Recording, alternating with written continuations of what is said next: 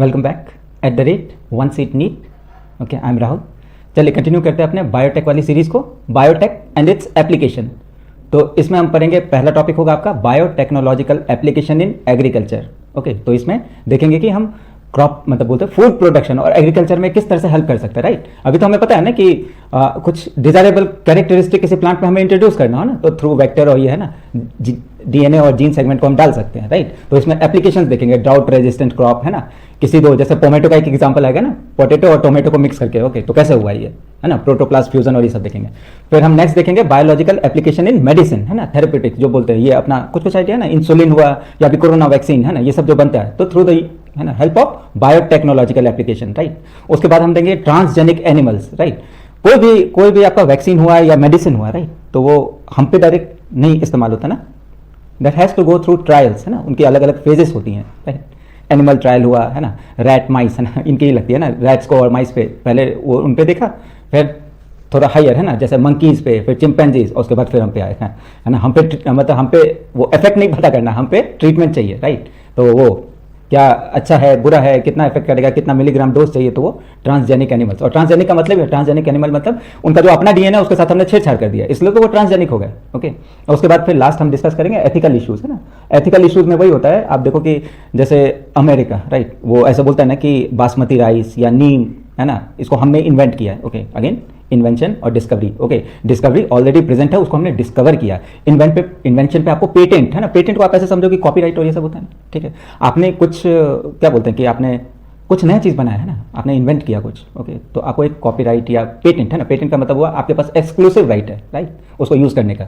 कोई दूसरा पर्सन आके वो करे कि नहीं ये मेरा प्रोडक्ट है, तो नहीं, आपके पास एक लाइसेंस होता है, राइट, एक पेटेंट मतलब आपने ही वो बनाया वो ऐसा बोल के, राइट। तो एथिकल इश्यूज में यही देखेंगे कि यार हमारे जैसे इंडिया में कितने आदिवासी या फिर अपना आयुर्वेद, राइट, तो उनको बहुत चीज़ का नॉलेज होता है ना कि मेडिसिनल प्रॉपर्टीज इस प्लांट में है, ओके, ठीक है। तो प्लांट में है मतलब उनका भी जो इंग्रेडिएंट्स हो गए, राइट, जो एपीआई बोलते हैं ना, एक्टिव फार्मास्यूटिकल इंग्रेडिएंट्स, है ना, ओके, तो वो भी प्लांट से एक्सट्रैक्ट किया ना। तो अमेरिका क्या करता है कि उस प्लांट का है ना हमारा नॉलेज लेगा, जाएगा वहाँ पे, वो प्लांट का एक्सट्रैक्ट करेगा, उसको टैबलेट कैप्सूल वैक्सीन कुछ भी बना के वो बेचेगा, और उस पर पेटेंट राइट, मतलब कोई 20 साल 30 साल तक उसको कोई छू नहीं सकता, है ना, छू नहीं सकता मतलब वो उसका कोई है ना, मतलब आपको क्या बोलते हैं, उस मेडिसिन को आप नहीं बेच सकते, तो वो कैसे बहुत हायर कॉस्ट पे बेचेंगे ना। तो वही एथिकल इश्यूज में ये सब पढ़ेंगे, ओके। चलिए तो कंटिन्यू करते हैं, biotechnological application in agriculture, right. तो biotechnology deals with industrial scale production of bio pharmaceuticals, वही दवा दारू है ना, एंड दवा, okay, and biological using genetically modified microbes, okay. तो इसमें क्या होता है हमने देखा ना, बैक्टीरिया है ना, तो माइक्रो में फंजाई, प्लांट, एनिमल, किसी का भी जेनेटिक्स हमने चेंज किया है ना, biotech, okay. The application of biotechnology include therapeutics, therapy, right, therapeutics मतलब दवा दारू, है ना, दारू नहीं दवा। और क्या क्या डायग्नोस्टिक, है ना, तो ट्रीटमेंट और डायग्नोसिस, है ना, डायग्नोसिस मतलब वही CT scan, MRI, ultrasound, blood, urine test, ये सब। तो डायग्नोसिस किसी बीमारी तक पहुंचने के लिए हम डायग्नोसिस करते हैं, राइट, कि आप ये टेस्ट कराओ वो टेस्ट कराओ। और ट्रीटमेंट इसके बाद का प्रोसेस, राइट, ट्रीटमेंट ये दवा लाओ वो दवा लाओ, है ना। तो डायग्नोसिस, तो बायोटेक का हम यूज डायग्नोसिस में, है ना। तो बायोटेक का अगर हम डायग्नोसिस में इस्तेमाल करें तो क्या ये जो पीसीआर वो सब आएंगे, आप उतना लोड मतलब, है ना, उस पर भी आएंगे। तो ये जो अल्ट्रासाउंड, एमआरआई, सीटी स्कैन, इन सब का खर्चा बच जाएगा ना, अगर बायोटेक की मदद से हम बहुत जल्दी, ओके, बीमारी पता लगा लेते हो ना, ओके। तो कैसे कि जेनेटिकली मॉडिफाइड क्रॉप्स जो एग्रीकल्चर के लिए ना, किन किन चीज़ में बायोटेक का इस्तेमाल हो सकता है, तो एक मेडिसिन हो गया, एक एग्रीकल्चर हो गया, फिर प्रोसेस्ड फूड, ओके, फिर एक अभी इतना ज़्यादा है ना कि एनवायरमेंटल पॉल्यूशन, है ना, आधा से ज़्यादा, again on my other channel @1 seat UPSC, वहाँ पे मैं डील कर रहा हूँ, जैसे कि सस्टेनेबल डेवलपमेंट गोल, है ना, SDG जो बोलते हैं, उसमें सबसे मेन कंसर्न तो है कि वेस्टफुल, है ना, आप वो बोलते हैं ना कि सोच समझ के खाना को वेस्ट मत करो और अपना कंजम्पशन लो करो, और एनवायरमेंटल रिलेटेड बहुत सारे क्वेश्चन है ना, यूपीएससी बहुत सारे क्वेश्चन पूछता है। तो again this topic become important in that. तो बायो रेमिडिएशन, इसका मतलब क्या होता है, राइट, बायो रेमिडिएशन का मतलब होता है, एक ब्रांच है बायोटेक्नोलॉजी का that employs the use of living organism, है ना, जैसे microbes, okay, bacteria, to decontaminate affected area, है ना, जो पॉल्यूटेंट जो एरिया में पॉल्यूशन है, या जैसे दिल्ली का वो गाजीपुर है ना, वो जो बोलते हैं उसको कि कचरे का पहाड़, है ना, तो उसको बायो रेमिडिएशन का मतलब होता है पॉल्यूशन को कम करने के लिए बायोलॉजिकल जो ये बैक्टीरिया और ये सब ना इसका इस्तेमाल करना। बायो रेमिडिएशन, रेमिडियल क्लास, है ना, कोई बच्चा किसी सब्जेक्ट में कमजोर हो तो उसको रेमिडियल क्लास देते हैं, तो बायो के थ्रू रेमिडिएशन करना, बायो रेमिडिएशन, ओके। और इसमें organism again microbe, bacteria, to decontaminate, है ना, कंटेमिनेशन को हटाने के लिए।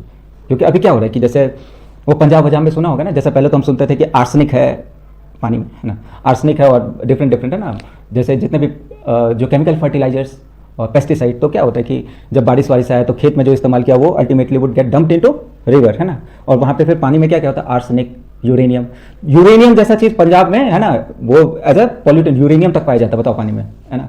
तो जितने भी हैवी मेटल्स हैं, तो थ्रू दिस बायोटेक, है ना, इसकी मदद से हम ये जितने भी है ना पेस्टिसाइड फर्टिलाइजर के जो डेंजरस केमिकल जो जा रहे हैं ना, तो उनको हम, तो कितना इंपॉर्टेंट हो जाता है बायोटेक, राइट। तो इस तरह से ट्रीटमेंट में फिर एनर्जी प्रोडक्शन बोले तो अगर हमें पता हुआ ना कि जैसे फोटोसिंथेसिस कितना बड़ा चीज़ होता है ना, कि क्लोरोफिल, राइट, तो वो H2O और CO2, है ना, H2O और CO2 और सनलाइट, उससे लेके एक C6H12O6, है ना, मतलब कि दो पानी और कार्बन डाइऑक्साइड, है ना, H2O और CO2, ओके, और सनलाइट, उससे लेके एक ऐसा चीज़ बना है जो बायोमास, है ना, जैसे पेड़ पौधे लिविंग, ओके, तो उनका वो मतलब for energy production, right. Photosynthesis पे तो एक प्रोसेस है ना, कि अगर हम बोले कि इस बोतल में पानी है, राइट, तो पानी मतलब H2O, राइट, और इसके मतलब फोटोसिंथेसिस, नेचर ने ऐसा बनाया कि थ्रू फोटोसिंथेसिस वहाँ पे फोटोलिसिस ऑफ वाटर होता है ना, H, है ना, हाइड्रोजन और ऑक्सीजन दोनों टूटते हैं, उसके बाद जो एनर्जी होता है उसी के थ्रू तो ये अपना C6H12O6, है ना। तो इस बोतल में पानी है और हमारे पास अभी तक वैसी टेक्नोलॉजी नहीं है जिसमें इस पानी को हम ना सेपरेट कर सकें ना, हाइड्रोजन को और ऑक्सीजन को, लेकिन नेचर फोटोसिंथेसिस के थ्रू तो एनर्जी प्रोडक्शन, है ना, इसको भी समझिएगा, है ना। तो जैसे अलगी, है ना, अलगी जो होता है ग्रीन रंग के, है ना, तो वो फोटोसिंथेसिस करते हैं, तो अल्टीमेटली क्या एनर्जी, है ना, हम जो भी खाना खा रहे हैं ना प्लांट से, एनर्जी को इस तरह समझिए कि प्लांट के जितने हम जैसे कुछ भी प्लांट का चीज़ खाते हैं, राइट, तो अगेन क्या विल बी कंज्यूमिंग C6H12O6, है ना, ग्लूकोज, फ्रुक्टोज, जो चीज़ है ना वो खाए, वो हमें क्या देता है, एनर्जी, है ना। अल्टीमेटली क्या होता है मेटाबॉलिज्म में, है ना, वही तो टूटते हैं ना, जो फूड है वो टूटते हैं, फिर दैट प्रोड्यूस ATP, तो as a source of energy. तो बायोटेक को आप रिलेट कीजिए ना। अब बायोटेक ये इसका मतलब है टेक्नोलॉजी, इसके साथ बायोलॉजी भी है, टेक्नोलॉजी भी है ना, तो इस मतलब नीट और IIT दोनों कंबाइन, ओके। तो इसमें 3 क्रिटिकल एरियाज होते हैं ना, उसको कैसे, पहला होता है providing the best catalyst in the form of improved organism, usually a micro, और प्योर एंजाइम रिएक्शन, है ना। तो जैसे क्या होता है कि एंजाइम का काम क्या होता है, राइट, जो सबस्ट्रेट है ना, मतलब कोई भी रिएक्शन हो रहा है उसमें एज अ कैटलिस्ट, राइट, वो हमने डाल दिया, तो क्या होता है कि बहुत जल्दी और बहुत, है ना, एफिशिएंसी के साथ वो रिएक्शन काम करना शुरू हो जाता है ना। तो कैटलिस्ट का काम ही यही होता है ना, कि किसी भी रिएक्शन को तेज करना और एफिशिएंट बनाना, राइट। तो इसके जो है critical research area in biotech, उसमें पहला हो गया कि बेस्ट कैटलिस्ट ढूंढना, दूसरा होगा creating optimal condition through engineering for catalyst to act. जैसे अभी इसका पहले वो बायो रिएक्टर पढ़ा ना, तो उसमें वो ड्रम बना, तो टेक्नोलॉजी में काम करें ना, उसमें डिफरेंट, है ना, कोई एयर फ्लो के लिए, कोई वाटर जैकेट के लिए, तो वो जो बायो रिएक्टर था, राइट, तो एक इंजीनियरिंग का फील्ड हुआ कि किस तरह से कंस्ट्रक्शन होगा, क्या बनेगा। तो क्रिएटिंग ऑप्टिमल कंडीशन, ओके, जैसे बैक्टीरिया को ग्रो करने के लिए, ओके, बैक्टीरिया को ग्रो करने के लिए उसको एक ऑप्टिमल कंडीशन चाहिए, तो वही तो वो ड्रम के अंदर डालते हैं ना हम सारे जितने भी उसके ग्रोथ हार्मोन्स या फिर आपके वाइटामिन, फॉस्फोरस, जो भी बैक्टीरिया को चाहिए होता है अपनी पॉपुलेशन बढ़ाने के लिए, राइट, सरकारी नौकरी, ओके। तो वैसे है ना, एक एनवायरमेंट देते हैं, ऑप्टिमल कंडीशन, ओके। फिर लास्ट इसका एक प्रोसेस जो डाउन स्ट्रीमिंग, है ना, वो पैसा ही पैसा वाला, कि लास्ट में वो आपका नोजल खोलो और डाउन स्ट्रीमिंग प्रोसेस से आप जो भी है उसका जो फाइनल प्रोडक्ट है ना, कोई भी वैक्सीन, हार्मोन, एंजाइम, है ना, वो बैक्टीरिया को जो बायो रिएक्टर में किया उसके बाद जो निकाला फाइनल प्रोडक्ट, है ना। तो ये 3 प्रोसेस, पहला प्रोवाइड द बेस्ट कैटलिस्ट, दूसरा क्रिएटिंग ऑप्टिमल कंडीशन, और तीसरा down streaming process to purified जो भी निकला है ना, प्रोटीन हुआ, जो भी ऑर्गेनिक कंपाउंड हुआ, ओके। अब अच्छे से डिस्कस करते हैं biotechnological application in agriculture, okay. तो एग्रीकल्चर में आप कुछ समझो कि जैसे एग्रीकल्चर, एक तो हुआ कि आपका पेस्टिसाइड और फर्टिलाइजर्स, ओके, जो केमिकल फर्टिलाइजर्स, उसको इस्तेमाल करके फूड प्रोडक्शन को बढ़ाना। दूसरा हुआ ऑर्गेनिक एग्रीकल्चर, राइट, उसमें बोलते हैं ना कि काउ डंग वो सब, है ना, ऑर्गेनिक मैन्योर्स, वो सब इस्तेमाल करके, तो ये हो जाएगा आपका ऑर्गेनिक एग्रीकल्चर, ओके। तीसरा हो गया genetically engineered crop based agriculture, है ना, पूरा बायोटेक, ओके। तो तीनों तरह के एग्रीकल्चर, तो इसका ये थोड़ा सा भूमिका बांधे हैं इन्होंने NCERT में। The green revolution succeeded in tripling the food supply, but yet it was not enough to feed the growing human population. Increase yields have partially been due to the use of improved crop varieties, है ना, वही है ना, जैसे wheat का है ना, कि अपना वेराइटी और मैक्सिकन व्हीट मिला करके, है ना, उनका ड्रॉप था हमारा, क्या होता है कि ग्रेन्स कम थे लेकिन बड़े बड़े प्लांट्स होते थे, और मैक्सिकन वेराइटी में क्या था कि उनके शॉर्ट होते थे, ग्रेन्स भी कम होते थे, लेकिन वो, है ना, ड्राउट रेजिस्टेंट, ऐसे, तो दोनों को मिला दिया हमने, ओके। इसी तरह तो ग्रीन रेवोल्यूशन हुआ था, Norman Borlaug, okay, but mainly due to the use of better management practices and use of agrochemicals, है ना, ये fertilizer, pesticide. However, for farmers in developing world, हमारे इधर, okay, agrochemicals are often too expensive, है ना, कि आपका NPK होता है, नाइट्रोजन, फॉस्फोरस और पोटेशियम, है ना, पोटेशियम जो खादवाद जो बोलते हैं ना, NPK, ओके, ये बहुत कॉस्टली है खादवाद, ओके। तो हमारे डेवलपिंग वर्ल्ड में agrochemicals are often too expensive and further increase in the yield with existing varieties जो हमारा है ना ट्रेडिशनल वेराइटीज है उसको जब तक हम हाइब्रिडाइज नहीं करेंगे तब तक वो ज़्यादा है ना, एक एकड़ लैंड में प्रोडक्शन ज़्यादा नहीं होता है ना। तो अगेन दो तरह से मार खा रहे हैं हम, है ना, कि ये जो केमिकल फर्टिलाइजर जो जरूरी है प्रोडक्शन ज़्यादा करने के लिए वो महंगा है, और दूसरा हमारे पास जो वेराइटी है क्रॉप का वो is not like performing well, right. Hybridize नहीं मतलब हाई यील्डिंग वेराइटी नहीं है ना, वो ट्रेडिशनल जो है, ठीक है। तो as traditional breeding technique fail to keep pace with the demand and to provide sufficiently fast and efficient system for improvement, ठीक है। इस कारण से बायोटेक इतना जरूरी हो जाता है अपने एग्रीकल्चर में, राइट, क्योंकि पॉपुलेशन तो बढ़ रही है ना, ओके। और वो ऐसा तो नहीं कि लैंड जो आपके पास है, जो इंडिया के पास जो लैंड है वो फिक्स्ड है ना, वो तो नहीं, पॉपुलेशन बढ़ रही है लेकिन लैंड तो नहीं बढ़ रहा है। तो उसी लैंड पे हम उसको ज़्यादा एफिशिएंटली यूज़ कर सकते हैं ना, कि एक हेक्टर में इतना यील्ड है तो दुगुना यील्ड कैसे हो, तो again high yielding varieties biotech, okay. और एब्जॉर्प्शन है ना, जो प्लांट के सेल्स जो है ना वो एब्जॉर्ब करे अच्छे से न्यूट्रिशन, तो हमारा क्या होगा, पेस्टिसाइड और फर्टिलाइजर इस पर डिपेंडेंसी थोड़ी कम हो जाएगी ना। तो अगेन दोनों चीज़ के लिए बायोटेक, ओके। फिर देखते हैं टिश्यू कल्चर है ना, जैसे किसी प्लांट का ना उनके मेरिस्टेमेटिक टिश्यूज होते हैं ना जो एक्टिवली डिवाइडिंग सेल्स, तो वहाँ से टिश्यू कल्चर कुछ ऐसे ही समझे ना कि एक टिश्यू को निकाला, उससे उसी वैरायटी के बहुत सारे ना टिश्यू, सेल के बाद टिश्यू आता है ना, तो सेल को है ना प्रोपेगेट करना। तो what does tissue culture mean? It was learned by scientist during 1950 that the whole plant could be regenerated from explant, है ना, किसी एक सेल से हम पूरी की पूरी प्लांट को बना सकते हैं, राइट। और अगेन है ना उसी सेल से निकला, मतलब genetically would be similar to that of जहाँ से वो सेल को लाए, राइट। तो like father like son, like mother like daughter, वैसे करके any part of the plant taken out and grown in a test tube under sterile condition in special nutrient media. Again उसका nutrient जैसे bioreactor में उतना सब कुछ डाला ना हमने कि वो बैक्टीरिया ग्रोथ करे, वैसे ही न्यूट्रिएंट कल्चर मीडिया में क्या होता है, उसमें ऑक्सीजन भी डालेंगे, hormones, enzyme, growth factor, sugar, ये सब कुछ उसमें डालेंगे तो ही तो सेल ग्रो करेगी ना। This capacity to generate a whole new plant from any cell, एक सेल से, इज कॉल्ड टोटीपोटेंसी, है ना।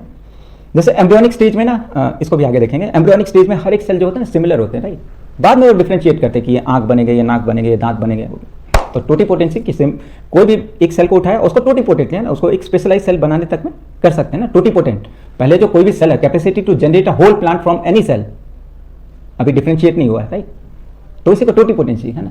It's an important to stress here that the nutrient medium must also provide, है ना, जैसे CO2 और H2 है ना, तो कार्बन सोर्स, प्लांट जो अपना फूड बना रही है, ग्लूकोज, फ्रुक्टोज, C6H12O6 जो बोल रहे हैं, जो ग्लूकोज और फ्रुक्टोज है, उसमें कार्बन सोर्स कहीं से तो कार्बन लेते हैं ना वो। तो वही बता रहा है कि अगर आप न्यूट्रिएंट मीडियम बना रहे हो तो उसमें there should be a source of carbon का सोर्स होना चाहिए, जैसे सुक्रोज उसमें डाला होना चाहिए। और इनऑर्गेनिक सॉल्ट जैसे vitamins, amino acid, growth regulators, है ना, ऑक्सीजेंस, गिबरलिन्स, साइटोकाइनिन्स, है ना, साइटोकाइनिन्स, स्पिंडल, वो सब के लिए, है ना। तो again by application of this method it's possible to achieve propagation of a large number of plant in a very short duration, है ना। एक सेल से हम कितना है ना उसको न्यूट्रिएंट दिया तो वो सेल कितना जल्दी डिवाइड करेगा। This method of producing thousands of plant through tissue culture is called micro propagation, है ना, प्रोपेगेट कर रहा है ना, तो यही माइक्रो है ना, सेल से माइक्रो प्रोपेगेट करना। Each of this plant will be genetically identical to the origin, हाँ बिल्कुल, है ना, क्योंकि उसी से तो डीएनए लिया, from which they were grown. For example they are, इनको बोलते हैं हम सोमा क्लोन है ना, लाइक फादर लाइक, तो जैसे पेरेंट्स है वैसे ही डॉटर सेल्स, है ना। Many important food plants like tomato, banana, apple have been processed on commercial scale using this method. कौन सा मेथड? माइक्रो प्रोपेगेशन, ठीक है।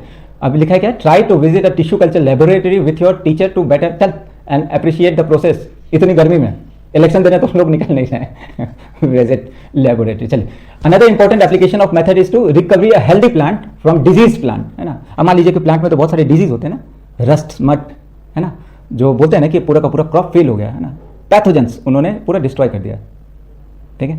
तो रिकवरी ऑफ हेल्दी प्लांट, कोई प्लांट है उसके वायरल अटैक या कोई भी पैथोजेनिक अटैक से वो पूरा का पूरा प्लांट अब मरने वाला है ना। लेकिन हम अगेन देख रहे थे ना कि एक सेल को निकाला जो बचा वो, है ना, और उसके बाद वी कैन रिकवर पूरा हेल्दी प्लांट, है ना। Even if the plant is infected with a virus, the meristems, okay, तो मेरिस्टेमेटिक अगेन देखिएगा ना, मेरिस्टेमेटिक जो एक्टिवली डिवाइडिंग सेल्स, ओके। तो प्लांट में 3 जगह मेरिस्टेमेटिक होता है, एक ठीक है, प्लांट में 3 जगह मेरिस्टेमेटिक होता है, एक एपिकल, इंटरकैलरी और एक्सिलरी, ओके, ठीक है। तो मेरिस्टेम्स है ना, वो जनरली क्या होता है, active divided, they are divide. पूरा प्लांट में भी हो ना तो ये मेरिस्टेम इतना अच्छा एरिया होता है जहां पे जल्दी, है ना, जल्दी कोई भी पैथोजेंस अटैक नहीं करते हैं, राइट, उनमें वो क्वालिटी होती है, ठीक है। तो अगेन एपिकल, इंटरकैलरी और एक्सिल, है ना, मेरिस्टेम्स, ओके। तो यहां पे कैसे करते हैं, one can remove the meristem कहीं से भी, एपिकल से ले ले, ऊपर से लेटरल साइड से ले ले, या इंटरकैलरी से ले ले, है ना। और उसमें क्या होता है मेरिस्टेम का, अच्छा थोड़ा और मेरिस्टेम मतलब अगेन थोड़ा आइडिया रखिएगा तो कैम्बियम, ओके, कैम्बियम है ना, एक कैम्बियम होता है ना जो अंदर की तरफ जाइलम और बाहर की तरफ फ्लोएम, उसको तभी तो प्लांट ग्रो करता है ना, जाइलम और फ्लोएम को डिवाइड करते हैं कैम्बियम, ओके। ओके तो ऐसे ही वो सेल को उठाया, फिर एक कल्चर, वहाँ पे सारे ऑक्सीजन्स और सारे न्यूट्रिएंट्स दिए, कार्बन सोर्स दिया है ना, जैसे वो, और इस तरह से एक पूरा वायरस फ्री प्लांट बना सकते हैं, इवन दो पहले प्लांट वॉज अफेक्टेड, है ना। अब हम तो scientist have been isolating single cells from plant and after digesting their cell walls, है ना, जैसे lipase, amylase, protease, RNase, ase, है ना, इरेज करना। तो इसके थ्रू हम क्या है कि प्लांट में जाने के लिए, है ना, उनके प्रोटोप्लास्ट तक जाने के लिए तो सबसे पहला हिंड्रेंस जो रुकावट आती है उसका सेल वॉल है ना, हमें पता है कि ये लिपिड्स है ना, तो लाइपेज उसको डाला तो वो डाइजेस्ट हो गया। फिर एक जैसे बोलो कि दो डिफरेंट है ना, दो डिफरेंट प्लांट है, राइट, ऐसे ही तो चलता है, दो डिफरेंट प्लांट है, उसका सेल वॉल को डाइजेस्ट कर दिया और दोनों के प्रोटोप्लास्ट को फ्यूज कर दीजिए। ओके, इसी तरह तो नया वेराइटी हम बनाते हैं ना। Scientist have even isolated single cell from plant and after digesting their cell wall have been able to isolate naked protoplast. Cell wall को हटा दिया तो protoplast surrounded by plasma membrane, isolated protoplast from two different varieties of plant, each having a desirable characteristic, can be fused to get a hybrid protoplast, है ना, which can be further grown to form a new plant, right? Tomato का आएगा ना, potato और tomato, उनके वैसे इसी तरह से दोनों। Okay, these hybrids are called somatic hybrids while the process is called somatic hybridisation, है, दो को अलग अलग, है ना, अलग अलग प्रोटोप्लास्ट को फ्यूज किया ना, हाइब्रिडाइज किया। ओके ओके, तो ये सोमेटिक हाइब्रिडाइजेशन। अब देखिए, imagine a situation when a protoplast of tomato, वही टोमेटो का गया ना, imagine a situation when the protoplast of tomato is fused with that of potato. Imagine भी नहीं करना और अच्छा भी नहीं होगा ना। टोमेटो वो कैसा हो, तो उसमें मतलब इट्स लाइक लिक्विड, और उसका कितना भी अच्छा कर द रिफाइन, है ना, सबसे बेस्ट चीज टोमेटो का तो वही सॉस है, सॉस इज लिक्विड, राइट, और पोटैटो का सबसे बेस्ट चीज वेफर है। तो यार इमेजिन भी कैसे करें, इन दोनों के जीन को अगर मिला दे तो वोंट वर्क आउट, राइट। ये कॉम्बिनेशन कुछ गड़बड़ नहीं हो जाएगा, टोमेटो ऐसे मतलब गीला गीला सा, potato like, and then they are grown to form new hybrid plant combining tomato and potatoes characteristic, है ना, दोनों के कैरेक्टरिस्टिक को, well this has been achieved resulting in formation of potato और unfortunately this plant did not have all the desire, कैसे होगा भाई, है ना, unfortunately this plant did not have all the desirable combination of characteristic for its commercial utilization. अच्छा वो बंद कर दिया। Is there a way to minimise the use of fertilisers, अब ये एग्रीकल्चर पे ना, is there any way to minimise the use of fertilisers and chemical so that their harmful effect on the environment are reduced, use of genetically, अब इसका क्या use of genetically modified crops is possible solution. Okay, plants, bacteria, fungi, animals whose gene have been altered by manipulation are called genetically modified organism, GMO. Okay, GM plants have been useful in many ways. कैसे, उसमें desirable qualities है, right, अगर plant में है तो फिर drought resistant, है ना, और वुड बी डिजीज रेजिस्टेंट, और जितने अच्छे अच्छे चीज चाहिए वो डिजायरेबल कैरेक्टरिस्टिक को डाल सकते हैं ना जेनेटिकली मॉडिफाइड प्लांट में या ऑर्गेनिज्म में। GM plants have been useful in many ways. Genetically modification, है ना, अब जैसे कितना होता है, क्रॉप फेलियर होता है, पेस्ट रेजिस्टेंस नहीं है, राइट, तो कोई भी पैथोजन अटैक किया तो पूरा का पूरा क्रॉप, है ना, बनानास, पाइनएप्पल, मैंगो, ये सब में आता है ना। तो क्रॉप फेलियर जो न्यूज में अक्सर सुनते हैं कि डिजीज हो गया और पूरी फसल खराब, है ना, या फिर सूखा गया, बहुत ज्यादा बाढ़ आ गया, राइट। तो अगेन टॉलरेंट, ये जीन को हम इंट्रोड्यूस कर सकते हैं उस प्लांट में। तो कैसे कैसे, we can make crops more tolerant to abiotic stress, cold, drought, salt, heat. Okay, फिर दूसरा, we can reduce reliance on chemical pesticide. Okay, जो पेस्ट रेजिस्टेंट क्रॉप होते हैं। ओके, तो कैसे कि हम उसके जीन में ही, है ना, बीटी कॉटन में देखेंगे अभी। तो तीसरा देखते हैं, help to reduce post harvest loss, है ना, जैसे हमारा पैडी है, मतलब उसमें ना दे कंटेन सिलिका, है ना, जैसे चावल वाल धान वान की खेती हो तो उसके बाद क्या होता है कि आपने वो ग्रेन्स तो निकाल लिया, उसके बाद जो उसका स्ट्रॉ बचता है ना, वो इज लाइक, उसी को तो वो पंजाब हरियाणा में ये सब बोलते हैं ना कि वो पराली को जलाना, है ना। तो क्या होता है कि उसको ना कैटल खाएंगी, क्योंकि उसमें अगेन सिलिका डिपॉजिट होता है, तो कैटल भी कैसे खाएगी, राइट। तो वो ऐसा होता है कि उसको फिर बर्न आउट ही करना पड़ता है, बर्न किया तो फिर पूरा दिल्ली पॉल्यूशन, हरियाणा, पंजाब और वो, तो फिर गवर्नमेंट ने क्या क्या किया, है ना, कितना सारा उन्होंने बनाया कि हाँ पनिशेबल होगा, ये होगा, वो होगा, फिर इलेक्शन आया तो नहीं, कोई पनिशमेंट नहीं होगा। तो इस तरह से ना it goes on. Again tackling environmental problem is like really tough ना, उसके लिए तो लॉन्ग टर्म प्लान होना चाहिए ना, वो यूएन के लिए छोड़ दिया हमने ना, United nation convention for climate change और वो सब है ना, UNFCCC, वो सब जो है, राइट, कि भाई अपनी गवर्नमेंट नहीं। तो अगेन वही है ना कि एनवायरमेंट है ना, कि अगर आप उसको अभी ध्यान नहीं दिया ना, तो अगेन कैसा हो रहा है कि once in a lifetime, है ना, जो है ना हमारे बाप दादा वो बोलते थे कि ऐसा एक बार में बाढ़ आया था, अभी कितना फ्रिक्वेंट हो गया है ना, कितनी जल्द, हर एक सीजन में, हर एक बार हीट वेव आता है, और हर एक बार, है ना, टेम्परेचर प्लूम्यूट्स, है ना, ठंड बहुत ज़्यादा पड़ता है, तो ऐसा बोलते हैं ना कि ये once in a lifetime होता था कभी कभी, और अभी क्या है, फ्रिक्वेंटली हो रहा है, तो ये क्लाइमेट चेंज। ओके, चलिए देखते हैं, help to reduce post harvest loss, जैसे शॉर्ट वेराइटी ऑफ पैडी, है ना, हम जो प्रोड्यूस करते हैं लॉन्ग वेराइटी, ग्रेन्स कम निकलेंगे, फिर उसके बाद जो स्ट्रॉ बचा उसको ना कैटल खाएगी ना कुछ, तो इस तरह से बायोटेक की मदद से हम शॉर्ट वेराइटी प्रोड्यूस करेंगे, ग्रेन्स भी ज़्यादा होगा और डिजायरेबल क्वालिटीज होगी, तो है ना, बड़े पौधे से छोटे पौधे को मतलब डिस्ट्रॉय करना आसान है, ठीक है। फिर देखते हैं, increase efficiency of mineral usage by plant, ठीक है, उससे क्या होगा, फर्टिलिटी ऑफ सॉइल है ना, सॉइल से ही तो मिनरल्स उठा रहे हैं ना, ठीक है। तो अगर हम जो सेल है रिस्पॉन्सिबल, जो जाइलम फ्लोएम है ना, वो एब्जॉर्ब कर रहे हैं, इनको हम एफिशिएंट बना दें through the use of biotech. Okay, तो क्या होगा कि केमिकल फर्टिलाइजर्स वो सब का भी कम इस्तेमाल होगा, क्योंकि थोड़े से ही उसमें वो एफिशिएंसी बढ़ा दिया ना हमने बायोटेक की वजह से, है ना। फिर एक इसका इफेक्ट होगा enhance nutritional value of food, जैसे गोल्डन राइस है ना, जो बोलते हैं ना कि अब इंडिया ऐसा ना कि यहाँ पे थोड़ा खाने पीने का ना वो है प्रॉब्लम है, तो फिर क्या करते हैं हम कि भाई आप सप्लीमेंट्री मिनरल्स या विटामिन की गोली वो तब खाओगे ना जब आपका पेट भरा हो, राइट। यहाँ तो दाल चावल रोटी दाल ये सब कहीं लफड़ा है, राइट। तो आपको जो आपका बेसिक फुलफिल होगा तब तो, लेकिन हम गवर्नमेंट ऐसा प्लान करती है ना कि भाई आप राइस भी खा रहे हो तो गोल्डन राइस है ना, उसी में विटामिन ए डाल दो, तो इसी को बोलते हैं विटामिन ए एनरिच्ड राइस है ना, कि वाइटामिन, ठीक है आप अफोर्ड नहीं कर सकते, उसका कॉस्ट ज़्यादा, तो उसको चावल में मिला, राइट। तो in addition of these uses GM has been genetically modified organism have been used to create tailor-made plants to supply alternative resource to industries, है ना, in form of starch, है ना। जो इंडस्ट्री होता है जैसे कपड़े की है ना, उसमें स्टार्च का इस्तेमाल होगा, फिर फ्यूल्स और फार्मास्यूटिकल्स में तो चाहिए ही चाहिए, राइट। जैसे नीम हुआ ना, आपका नीम देखो आप, नीम में एक मेटाबोलाइट होता है ना, आजाद दिरचितिन, ओके। ये क्या होता है कि ये आपका वो है बायोपेस्टिसाइड, राइट। वो प्लांट में ना जैसे मम्मी रखती है ना दाल चावल, और उसमें उस डब्बे में नीम के पत्ते और वो सब डाल देते हैं ना, क्यों, क्योंकि उसमें एक आजाद दिरचितिन है ना, ये जो मेटाबोलाइट्स होते हैं उसके प्लांट के, that contains bio pesticides, right. तो हम क्या करते हैं, इसको आइसोलेट करके अगर किसी और ऑर्गेनिज्म में डाल देता हूँ, ओके। तो इस तरह से ना बायोटेक में तो ये है ना, जीन को हम काट करके बस अलग पलट कर तो इस तरह से ना फार्मास्यूटिकल्स में काम हो सकता है। आगे देखेंगे production of pest resistant plant है ना, बीटी कॉटन वाले में है ना, विच को decrease the amount of pesticide use है ना। अब देखिए BT, okay, BT toxin is produced by a bacterium called bacillus thuringiensis, यार यू नो मी बाय है ना यार, ये it's like butchering the name है यार, इतना मुश्किल नाम क्यों, thuringiensis है ना, bacillus BT, okay, BT for short, okay. तो ये क्या होता है कि इस बैक्टीरिया में होता है ना, Bt toxin gene has been cloned from bacteria, okay. तो बीटी टॉक्सिन जीन बैक्टीरिया में होते हैं, क्यों होते हैं, टॉक्सिन है तो क्यों होते हैं, क्योंकि ये एक नेचुरल उनका ये होता है ना, बैक्टीरिया को है ना डिफेंस मैकेनिज्म, राइट। जैसे मार्कर जीन पढ़ा था ना, वैसे इसमें ना ये डिफेंस मैकेनिज्म के लिए वो बीटी है ना, बैसिलस thuringiensis टॉक्सिन, ओके। ये जीन बैक्टीरिया में होते हैं, तो बैक्टीरिया से हमने उठा के had been clone from bacteria and had been expressed in plants, okay.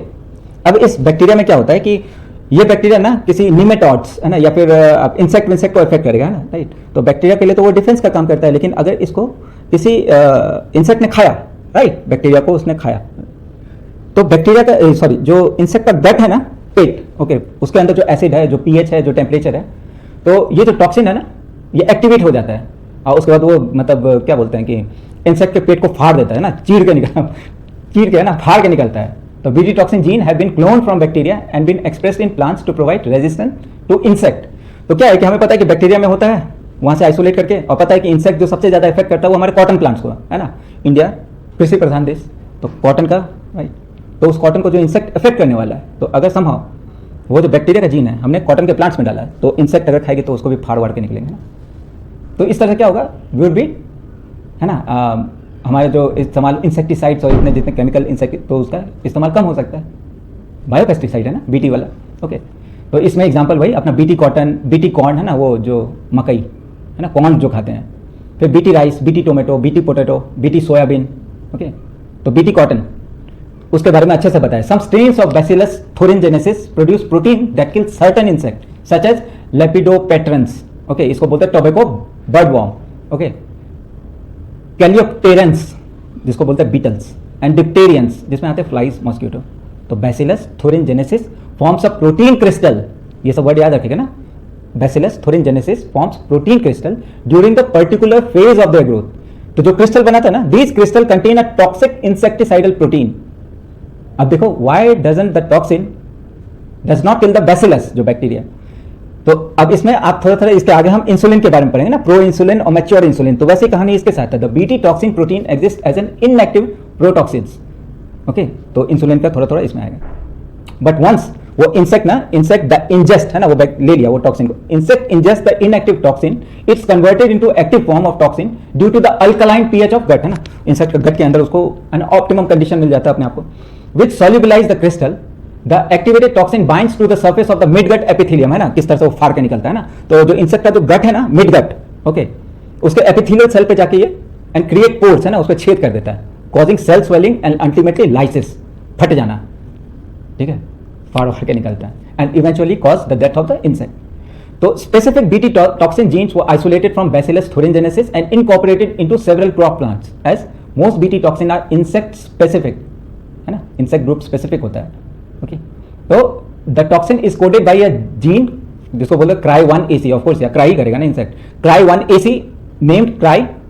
Okay, there are number of them, there are बहुत सारे हैं. For example the protein encoded by the gene cry1ac, है ना, अगेन वो आपका नॉमेनक्लेचर हुआ ना, eco r1, okay, cry1ac and cry2ab control the cotton bollworm, that of cry1ab controls corn borer, है ना, सब अलग अलग स्पेसिफिक.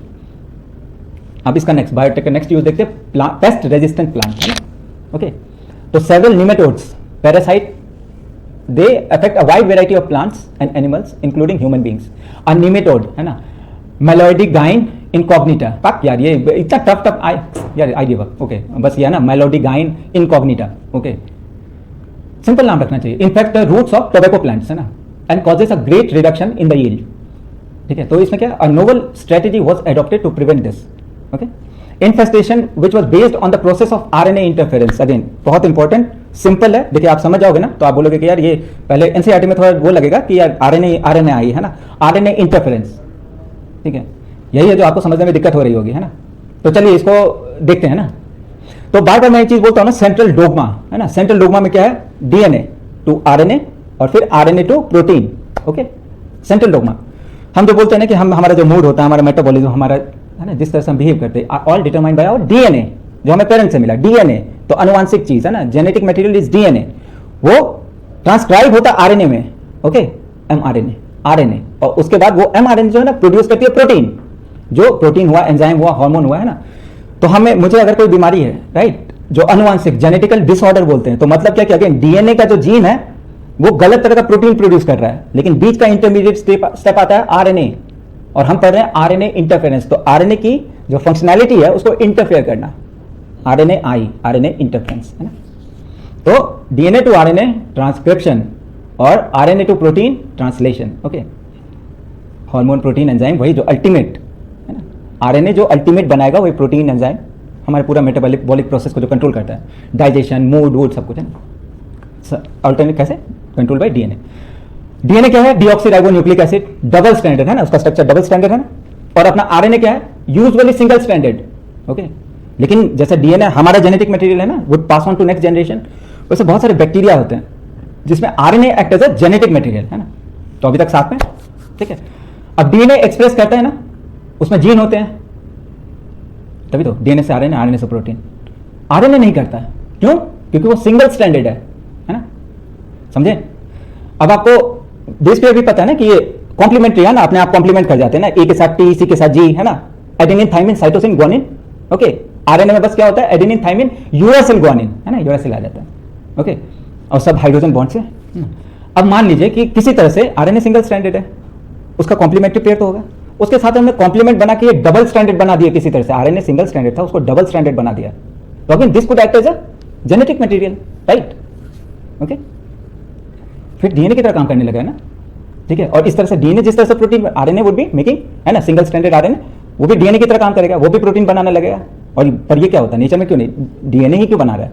इसका ये है कि फिर ये डेंजरस प्रोटीन बनाएगा, राइट. डबल स्ट्रैंडेड आरएनए खतरनाक होता है ना. जो डीएनए का काम था वो भाई आरएनए ले लिया, तो जो प्रोटीन बनाएगा वो भी डेंजरस होगा, राइट.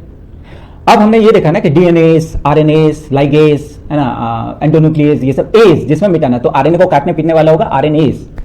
ठीक है, जो आरएनए को डिग्रेड करे. अब कहानी समझिए, ठीक है. किसी किसी को जेनेटिक डिसऑर्डर हुआ है ना, अनुवांशिक बीमारी है जो कि अनक्यूरेबल है, डॉक्टर ने हाथ खड़ा कर दिया कि अब इसका कोई इलाज नहीं हो सकता है, अनुवांशिक है ना. तो अनुवांशिक का मतलब अगेन वही है कि जो उसका डीएनए से आरएनए बन रहा है, और आरएनए के बाद जो वो प्रोटीन बना रहा है ना, वो डिफेक्टिव है. प्रोटीन अगर डिफेक्टिव होगा तभी तो डिजीज बनेगा ना. और ये हेरिडिटरी, जैसे अनुवांशिक कैसे हो गया कि डीएनए से आरएनए बना, आरएनए से, है ना. तो इस तरह से वो जो प्रोटीन बना रहा है ना, वही बीमारी का कारण होता है ना. ठीक है, तो अब हमको किसी भी तरीके से, हमें किसी भी तरीके से ना वो प्रोटीन जो बन रहा है ना उसे रोकना है. इस कारण से ये आरएनए जो बीच का पोर्शन है उसको इंटरफेयर कर रहे हैं, है ना. डीएनए से आरएनए, आरएनए से प्रोटीन है, तो ये जो आरएनए है ना इसको इंटरफेयर कर रहे हैं. ओके, इसको इंटरफेयर कर देंगे तो ये जो प्रोटीन जो डिजीज कॉज कर रहा है वो प्रोटीन को बनाना ही हमने बंद कर दिया। अब इसको इंटरफेयर कैसे करें, इसी को बोलते हैं आरएनए इंटरफेरेंस, राइट। ओके, जो प्रोटीन बना रहा है ओरिजिनली उसको हमें किसी तरह से रोकना है, ठीक है। तो अगेन क्या कर रहे हैं हम उसको, किसी का आरएनए खराब हो तो फिर प्रोटीन भी तो वो ना गलत बना रहा है, ओके, और वही प्रोटीन गलत है तो फिर डिजीज दे रहा है। बायोटेक में हम क्या करते हैं, डीएनए को काट पीट रहे हैं थ्रू रेस्ट्रिक्शन एंडोन्यूक्लियस। अब बैक्टीरिया को लिया हमने और हमें पता है कि ये आरएनए है, इसको डबल स्ट्रैंडेड बनाना पहले, है ना। तो बैक्टीरिया के बहुत सारे बैक्टीरिया जिसका आरएनए जेनेटिक मटेरियल तो वो भी सिंगल स्ट्रैंडेड होगा। अब इन दोनों को हमें कॉम्प्लीमेंट बनाना है, क्यों, क्योंकि आरएनए गलत प्रोटीन बना रहा है, तो ये नया सेगमेंट अगर जुड़ जाएगा तो या फिर तो वो उल्टे मतलब वो प्रोटीन तो नहीं बना रहा होगा ना जो डिजीज दे रहा है, तो इसको इंटरफेयर कर रहे हैं हम, ओके, ठीक है। तो अब बैक्टीरिया को लिया और उसमें कॉम्प्लीमेंट्री पेयर आरएनए का डाल दिया, तो फिर आरएनए है ना, आरएनए सिंगल स्ट्रैंडेड उसको बैक्टीरिया के स्ट्रैंड से मिला दिया तो ये डबल स्ट्रैंडेड हो गया, है ना, ओके। तो पहले का आरएनए जो गंदी गंदी प्रोटीन बना रहा था वो बैक्टीरिया जिसको हमने वेक्टर बना के डाला ना, अब ये क्या है कि ये सेगमेंट कॉम्प्लीमेंट्री बना लिया, ओके। अब ये जो भी प्रोटीन बनाएगा वो डिजीज कॉजिंग प्रोटीन नहीं होगा, राइट, जो ओरिजिनली बन रहा था, इंटरफेयर कर दिया ना आरएनए को, ओके। जो प्रोटीन या हार्मोन जो डिस्टर्ब कर रहा था, है ना, डिजीज दे रहा था, वो बन इंटरफेयर कर गया, है ना। प्रोटीन ही नहीं बनाएगा तो डिजीज कैसे होगा, अल्टीमेटली डिजीज क्या है, वो जो हमें दिखता है ना वो गलत प्रोटीन बन रहा है या हार्मोनल इम्बैलेंस है, तभी तो हमें, है ना, वही डिजीज कॉज करता है, राइट। तो प्रोटीन नहीं बना रहा है तो इसी को RNA interference, okay.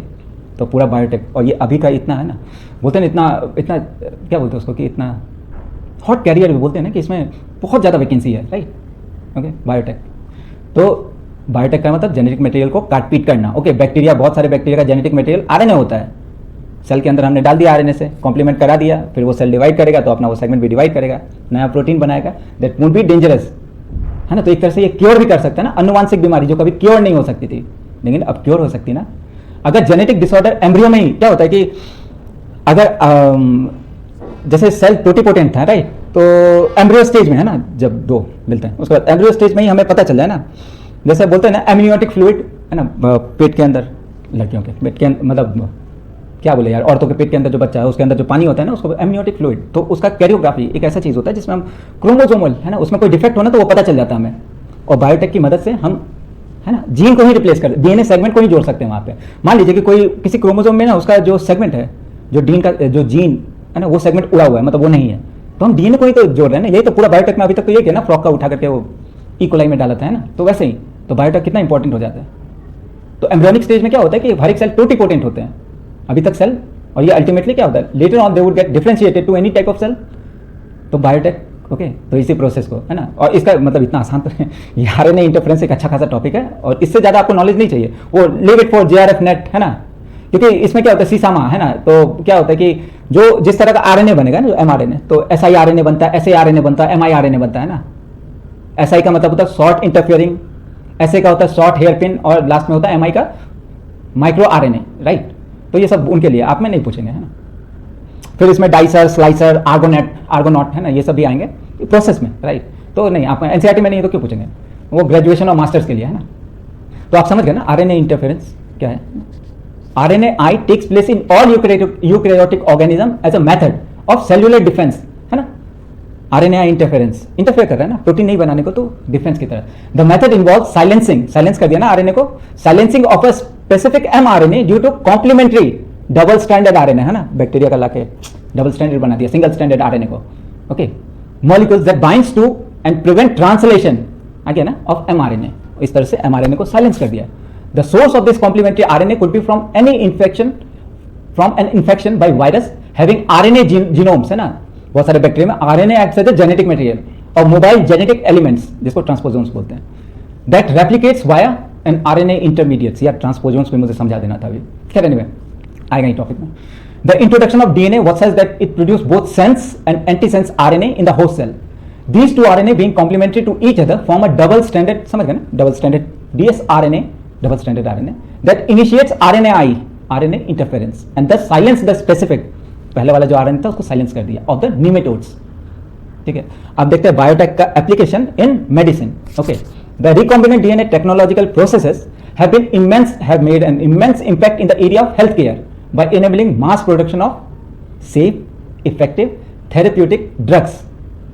Further, Further, the recombinant therapeutics do not induce unwanted immunological response, as it's common in the case of similar products isolated from non-human sources. Okay, कहने का मतलब ये है, आएगा वो ऐसे भी इंसुलिन जो है ना, अगर आपकी बॉडी है ना, आपको डायबिटीज तब होता है जब you aren't able to produce insulin, जो पैंक्रियाज है उसके है ना, pancreatic cells aren't producing insulin या इनसफिशिएंट अमाउंट ऑफ इंसुलिन, तो उसको रिप्लेसमेंट भी तो चाहिए खाना को डाइजेस्ट करने के लिए, उसको एक है ना, नहीं तो शुगर लेवल तो बहुत स्पाइक हो जाएगा, तो उसके लिए इंसुलिन चाहिए, राइट।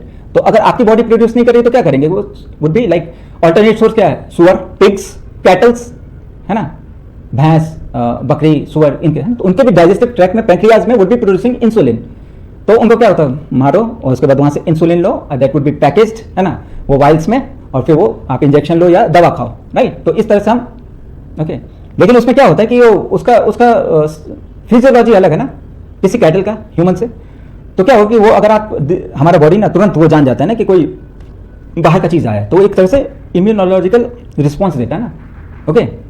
बाहर से कुछ आया तो उसको बोलते हैं एंटीजन, तो हमारे व्हाइट ब्लड सेल्स है ना, वो देखेंगे कि बाहर से कुछ आ रहा है, तो उसके अंदर से हमारा एक इम्यून रिस्पॉन्स होगा जिसको बोलते हैं एंटीबॉडी, वो हमारी सेल्स ना एंटीबॉडी बनाना शुरू कर देंगे। तो इसलिए है ना, इंसुलिन का रिप्लेसमेंट तो हो सकता है, अपना रिप्लेनिशमेंट, ओके, आप किसी कैटल से उठा के अपने आप पे ले सकते हो, लेकिन अगेन बॉडी वुड भी है ना, वो भगा रहा होगा, राइट, कि नहीं ये नहीं लो, है ना, क्या बोलते हैं, इम्यून रिस्पॉन्स ट्रिगर कर देगा, राइट। तो अगेन अब मान लीजिए कि आपका जैसे हमारा गट है, गट में तो बहुत सारे बैक्टीरियाज होते हैं ना, गट बैक्टीरिया, गट बायोम जो बोलते हैं ना गट में, मान लीजिए कि बायोटेक की मदद से उससे उधर से हमने एक बैक्टीरिया लिया, और अगेन इसके पहले वाला जो प्रोसेस है प्लाज्मिड और वो सब, उसमें हमने इंसुलिन बनाने वाले जीन के सेगमेंट को डाल दिया, तो बैक्टीरिया क्या again would be like dividing billions और मिलियंस ऑफ टाइम्स। तो कैटल से हमें इतना सा इंसुलिन मिल रहा था, बैक्टीरिया को है ना कल्चर मीडियम में डालिए और भाई जितना चाहिए ले जा, है ना। तो जेनेटिकली इस तरह से कॉस्ट है ना, किसी मेडिसिन का कॉस्ट इस तरह से कम किया जा सकता है ना, through the use of biotech. Genetically engineered insulin, again ये एनसीईआरटी का है ना, every word become important, every word become important, right, NCERT का, ठीक है। अब management of adult onset of diabetes is possible by taking insulin at regular time, है ना, खाना खाया तो उसके बाद लो, खाने से पहले लिया जाता है ना, शायद खाने से पहले, ओके। तो क्या है कि मैनेजमेंट है ना, डायबिटीज को मैनेज करने के लिए one need to take insulin at regular time interval. What would a diabetic patient do if enough human insulin were not available? We can isolate and use insulin from other animals. Would the insulin isolated from other animals be just as effective? नहीं होगा ना, as they are secreted by the human body itself. Human से जो insulin बन रहा हो, जो cattle से लाए, क्या करेगा कैटल वाला, एक इम्यून रिस्पॉन्स देगा in the human body.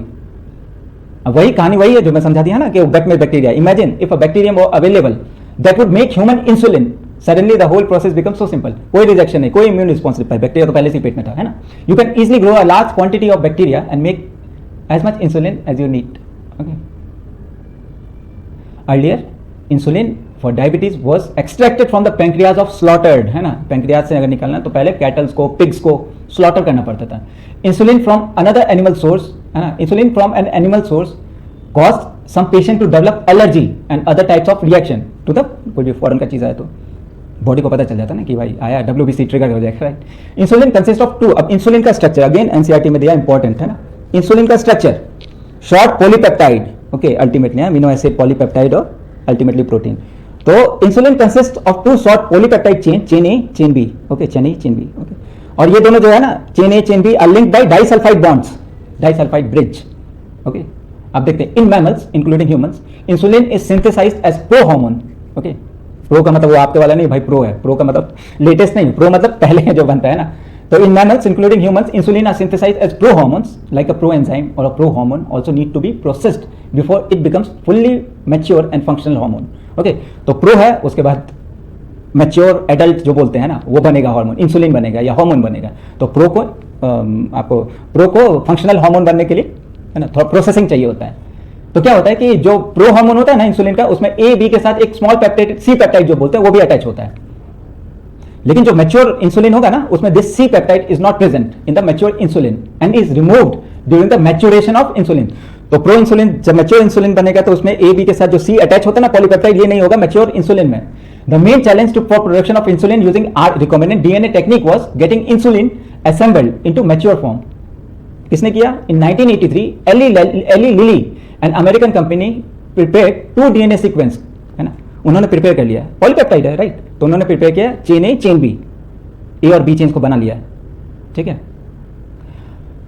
Of human insulin and introduce them into the plasmid. Again वो प्रोसेस अपना बायोटेक का है ना, एक्स्ट्रा न्यूक्लियर है ना, प्लाज्मिड एक बैक्टीरियल सेल होता है उसका इकोलाई का एक प्लाज्मिड होता है, वहां पे इंट्रोड्यूस कर दिया, प्रोड्यूस इंसुलिन चेन। तो chain A and chain B was produce separately है ना, एक इकोलाई के प्लाज्मिड में चेन ए बना रहा है, एक फैक्ट्री की तरह है। बायोटेक का मतलब कि बैक्टीरिया को हमने फैक्ट्री बना दिया, राइट। तो एक चेन ए बना रहा है, एक चेन बी बना रहा है ना, फिर दोनों को एक्सट्रैक्ट किया और कंबाइन किया through disulphide bond to form mature human insulin. Okay, अब बायोटेक का इस्तेमाल इन जीन थेरेपी देखते हैं ना। If a person is born with a hereditary disease can be corrected by a therapy, a gene therapy. तो gene therapy is an attempt to do this है ना, gene therapy कोई अनुवांशिक रोग से है और उसको gene therapy is an attempt to do this. Gene therapy is a collection of method that allows correction of gene defect that has been diagnosed है ना, डायग्नोस्ड ट्रीटमेंट ने डायग्नोस कर लिया कि भाई इस क्रोमोसोम में ना गड़बड़ी है, राइट। चाइल्ड का है ना, चाइल्ड का जो एम्ब्रियो है ना, स्टार्टिंग जो एम्ब्रियोनिक फेज होगा ना, उसमें हमने कैरियोग्राफी करके पता कर लिया कि क्या क्रोमोसोम में कुछ डिफेक्ट है। ये gene are inserted into the person cell and tissue to treat that disease है ना। वो सेगमेंट पे दिक्कत है, काटो हटाओ और नया डीएनए के सेगमेंट को इनकॉर्पोरेट कर दिया। ओके, तो correction of genetic defect involves delivery of normal gene into the individual और embryo to take over the function of and compensate for non functional gene. The first clinical gene therapy was given in 1990 to a 4-year-old girl with adenosine diaminase (ADA). Again, ये जो है ना adenosine diaminase deficiency, right? तो ये enzyme का deficiency है। तो again enzyme would be coded by a DNA segment, DNA के ऊपर जो जीन है, तो वो जो जीन है वो ऑल्टर हो गया है, ultimately producing defective enzyme, right. और ये जो बीमारी होता है इसमें क्या होता है कि लंग्स जो है ना would not be functioning properly. Lung का डिजीज है ना, एफिसीमिया, हाँ राइट, ठीक है। The enzyme is crucial for the immune system to function. The disease is caused by the deletion of a gene है ना, वो डीएनए के सेगमेंट पे वो जो जीन है वो डिलीट हो गया, फॉर जो जीन जिसके लिए बना था एडिनोसिन डी अमीनेज का, वो जीन का सेगमेंट जो इस प्रोटीन इस एंजाइम के लिए कोड करता था वो डिलीट हो गया, इस कारण ये बीमारी। In some children ADA deficiency can be cured by bone marrow है ना। हमारा बोन मैरो होता है ना, वहां पे क्या बोलते हैं कि जो आरबीसी बनते रहते हैं ना, तो नए सेल्स बन रहे हैं, राइट। तो एक तरह से कि आप बोन मैरो ट्रांसप्लांट है ना, नए खून को बनाना, बोन मैरो ट्रांसप्लांट के थ्रू भी ये बीमारी को ठीक किया जा सकता है, लेकिन ये अल्टीमेट क्योर नहीं होगा, राइट।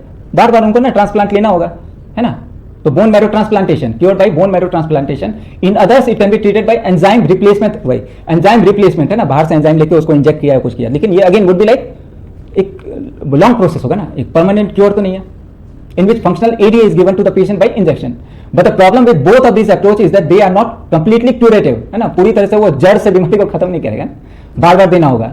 लेकिन this was first step towards gene therapy. लेकिन इस तरह से हमें पता चला कि जीन थेरेपी बोल के है ना, यहाँ पे क्या होता है, लिम्फोसाइट, ब्लड सेल्स में ना, lymphocytes from the blood of the patient.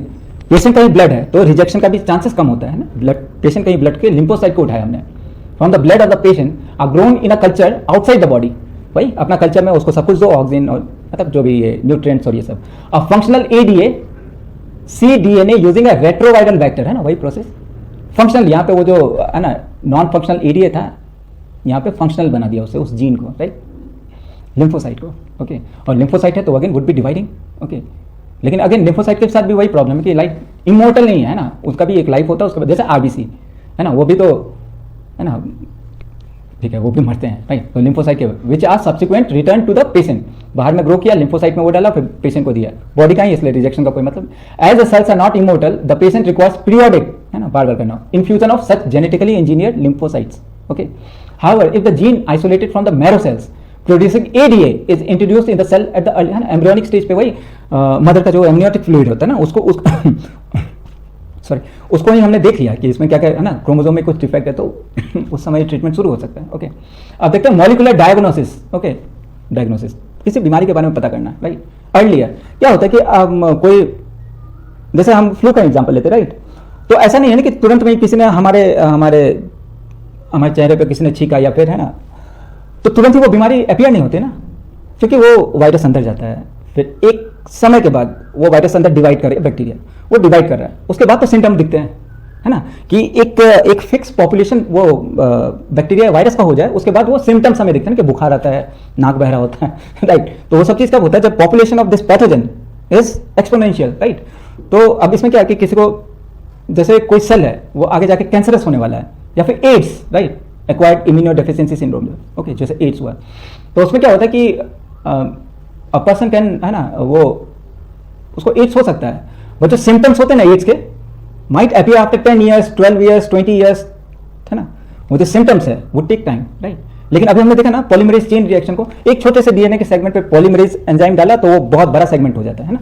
तो क्या है कि कहने का मतलब ये हुआ कि शुरुआत में इन्फेक्शन होगा तो अमाउंट ऑफ पैथोजेंस, है ना, जो इफेक्ट कर रहा है वायरस या बैक्टीरिया कम है थोड़ा, और वो जो भी अपना प्रोटीन बना रहा है वो भी मतलब ज़्यादा नहीं है, राइट।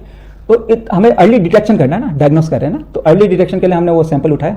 हमें पता है कि यार ये छोटा सा है ना, बहुत कम मात्रा में डीएनए, लेकिन उसमें पॉलीमरेज डाला, फिर वो अपना पूरा पीसीआर वाला पॉलीमरेज चेन रिएक्शन एम्पलीफाई कर दिया ना, इतना छोटा सा सेगमेंट लिया उसको एम्पलीफाई कर दिया, तो पता चल जाएगा ना कि आगे जाके ये बीमारी होने वाली है, right.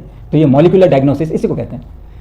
You know that for effective treatment of a disease early diagnosis and understanding of pathophysiology, है ना, पैथोफिजियोलॉजी का मतलब वही हुआ, is the study of disturbance of normal. हाँ, हमारा नॉर्मल फंक्शनिंग डिस्टर्ब हो जाता है ना, अगर वायरल या फिर वायरल हुआ तो बुखार आ जाता है ना, सर्दी, नाक, है ना। तो क्या है कि पैथोफिजियोलॉजी का मतलब होता है is the study of the disturbance of normal mechanical, physical and biochemical functioning, है ना, हमारा मैकेनिकल, फिजिकल, बायोकेमिकल सारा फंक्शनिंग उल्टा गड़बड़ हो जाता है ना, कॉज बाय द डिजीज, इसी को तो डिजीज आ जाता है।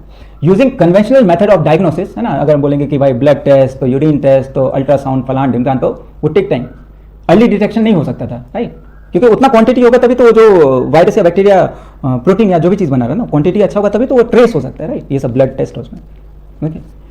रिकॉम्बिनेंट डीएनए टेक्नोलॉजी जैसे PCR, polymerase chain reaction, and ELISA enzyme linked immunosorbent assay, ELISA का फुल फॉर्म है ना, एंजाइम, ई एंजाइम, एल से लिंक्ड, इम्यूनो, आई से इम्यूनो, एस से सॉर्बेंट, ए से assay, enzyme linked immunosorbent assay are some of the techniques that serve the purpose of early diagnosis. Presence of a pathogen, pathogen में वही bacteria, virus, is normally suspected only when the pathogens have produced a disease symptom। कोई disease दिखने के लिए ना, वो symptom दिख रहा है, मतलब कि वो पॉपुलेशन उतना बढ़ जाएगा, मतलब डिजीज अब मरने पे आ गया तब पता चल रहा है कि भाई इस बीमारी से, right. By the time the concentration of the pathogens is already very high in the body, however very low concentration of bacteria और virus at the time when the symptoms of the disease are not yet visible, है ना। Molecular diagnosis का यही फायदा है कि अब disease दिख नहीं रहा है, लेकिन हमें पता है कि infected can be detected by amplify, वही पॉलीमरेज डाला, डीएनए सेगमेंट को एम्पलीफाई कर दिया, amplification of the nucleic acid by polymerase chain reaction, ठीक है। Can you explain how PCR can detect very, भाई पता है ना, वो पॉलीमरेज डालते हैं ना, डीएनए सेगमेंट को वो किया, फिर छोटे से सेगमेंट को आरएनए प्राइमर डाल के आइसोलेट किया, अनिलिंग और वो सब जो प्रोसेस है उसको याद रखिए ना, वैसे डायग्राम आ गया, है ना। Can detect a very low amount of DNA, PCR is now routinely used to detect HIV in suspected AIDS patient, it has been used to detect mutation in the gene in suspected cancer patient too, है ना। जैसे वो अभी क्या नाम है उसका, Angelina Jolie, BRCA gene, breast cancer, right, उसने बहुत पहले डायग्नोसिस कर लिया, अभी सिम्टम अपीयर नहीं हुए, लेकिन वो है ना ब्रेस्ट कैंसर से रिलेटेड था, ब्रैका, है ना, ब्रैका जीन, ओके।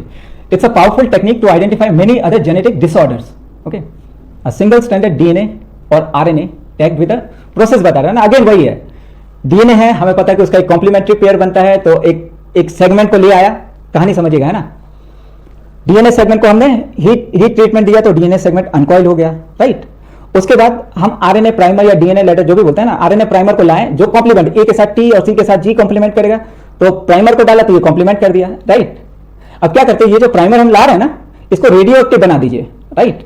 तो रेडियो एक्टिव मतलब चमकेगा, राइट, ओके, फास्फोरस वो सब, है ना, वो डाल दिया तो ये जो डीएनए सेगमेंट है वो चमकेगा, ये जो भी प्रोटीन या कुछ भी बनाएगा वो चमकेगा, राइट। अब मान लीजिए कि एक बीमार वाला डीएनए सेगमेंट है, ओके, तो उसके बेस पे अलग, ये इसका तो हमने एक फिक्स बना रखा ना कि ये अच्छे वाले डीएनए के साथ ए के साथ टी सी जो सेगमेंट होगा उसके साथ पेयर करेगा, लेकिन कोई डिफेक्टिव डीएनए है तो उसके साथ क्या कॉम्प्लीमेंट करेगा, नहीं करेगा। तो जो चमक रहा है वो अच्छा डीएनए, और अगर बिना चमकने वाला है तो मतलब डिजीज है।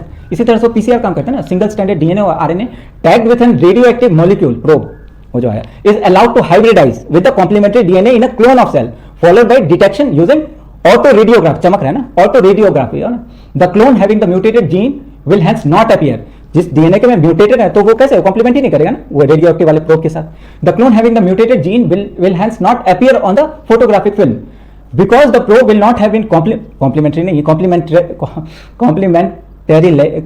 मतलब कॉम्प्लीमेंट्री नहीं है यार, है ना, complementarity, okay, with the mutated gene, ठीक है। अब एलिसा का जो प्रिंसिपल, ये तो पीसीआर देख लेना, अब एलिसा का जो प्रोसेस है, ELISA is based on the principle of antigen antibody, antigen जो पैथोजन इफेक्ट किया तो वो जो प्रोटीन बना रहा है वो एंटीजन, और हमारा बॉडी उससे लड़ने के लिए जो बना रहा है वो एंटीबॉडी, एंटीजन एंटीबॉडी प्रिंसिपल पे एलिसा काम करता है ना, इनके इंटरेक्शन पे।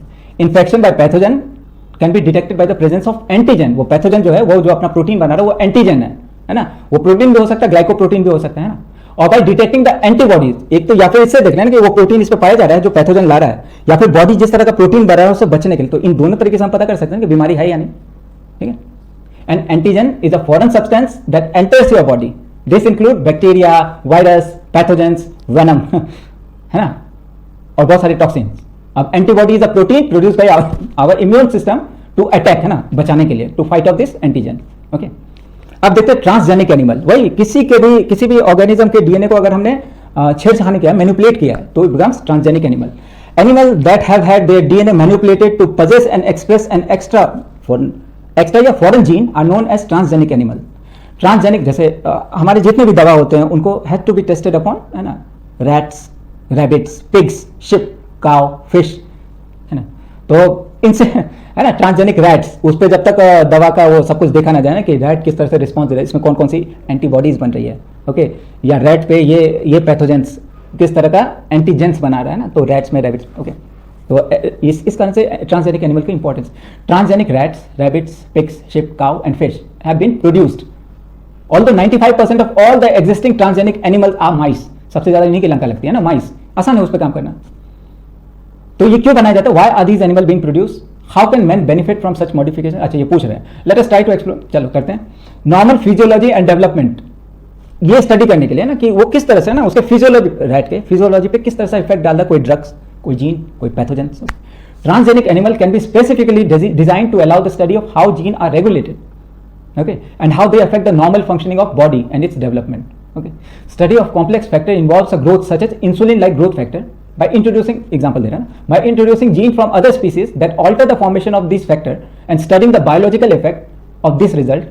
Information is obtained about the biological role of the factor in the body.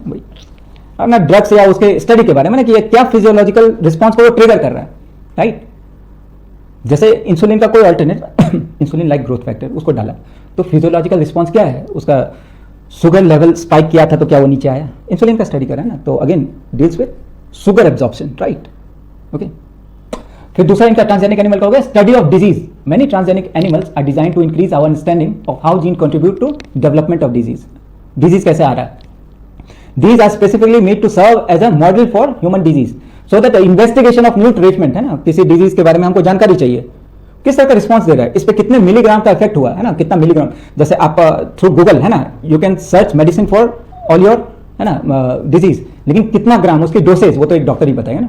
These are specially made to serve as a model for human disease, so that investigation of new treatment for disease is made possible.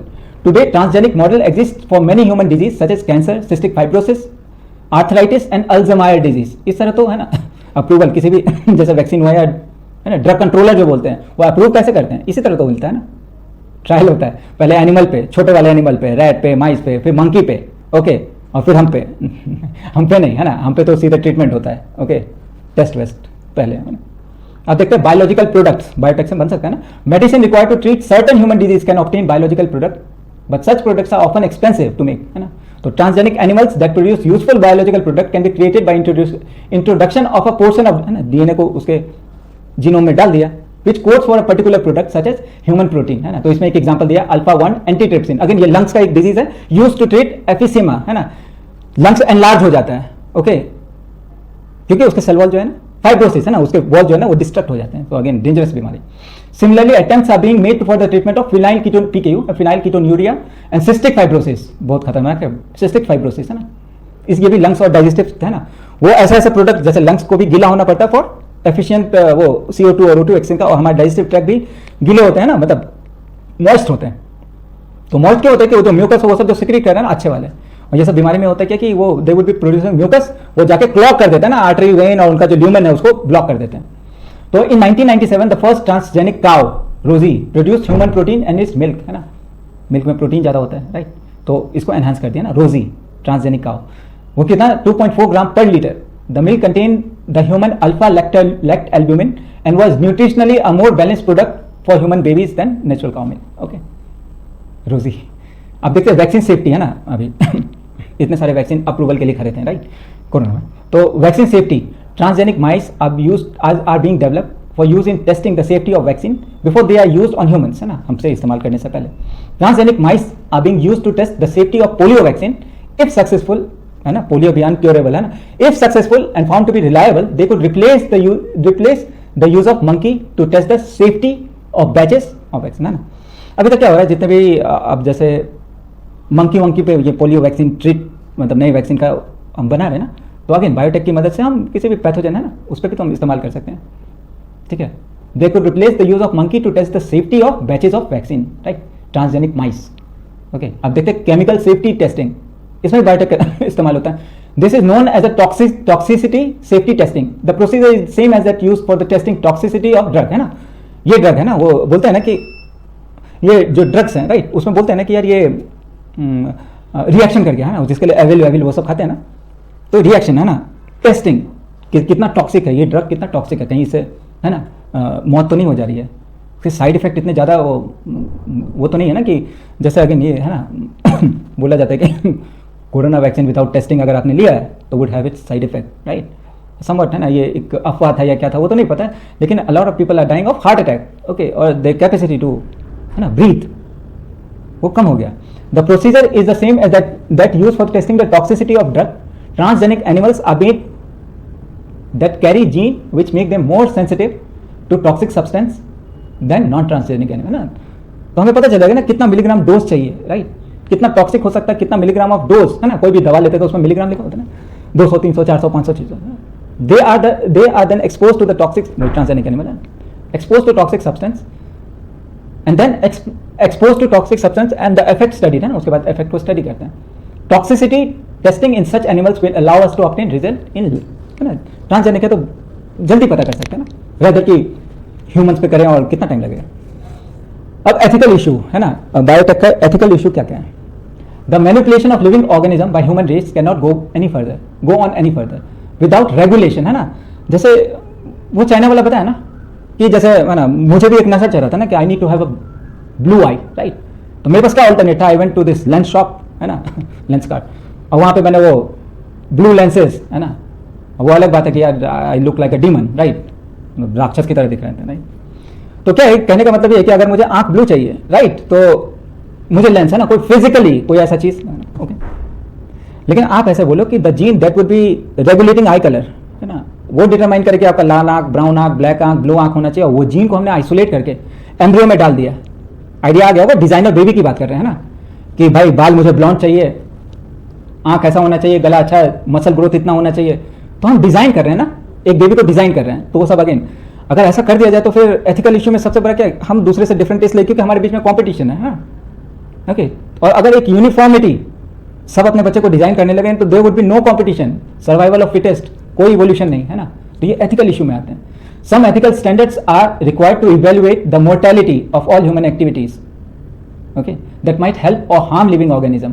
Going beyond the morality, moral ethical, है ना, वो अंदर की, going beyond the morality of such issue, the biological significance of such things are also important. तो genetic modification of organism can have unpredictable result, है ना. Nature place मतलब nature have its own rule, है ना, भगवान अपने उसमें काम करते हैं, राइट. ऐसा नहीं कि आपने जो बनाया यू बी 100% श्योर कि हमने जो बनाया है वही चीज आगे, है ना, आगे आने वाली जनरेशन में दैट वुड बी वो एक्सप्रेस करेगा, राइट. ऐसा जरूरी नहीं है, ओके. हो सकता है उसमें म्यूटेशन हो जाए, तो आपको ये सब चीज जानना पड़ेगा ना. अनप्रेडिक्टेबल, कुछ भी अनप्रेडिक्टेबल रिजल्ट हो सकता है when such organism are introduced into ecosystem.